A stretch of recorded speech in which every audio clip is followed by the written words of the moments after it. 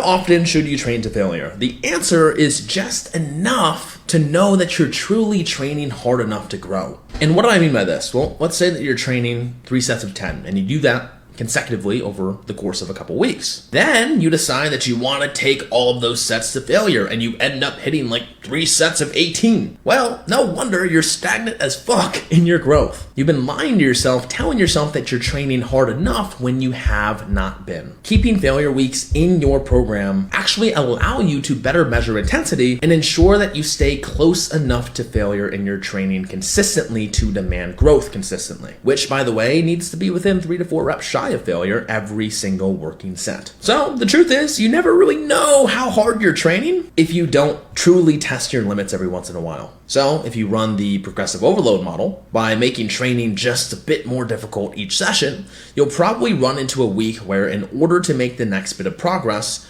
going really close to failure or all the way to failure is likely necessary. This can typically occur around the 4 to 8 week mark. All in all, to wrap this up, if you train to failure all of the time, you'll run into a really great deal of fatigue that will make it pretty hard to progress week over week.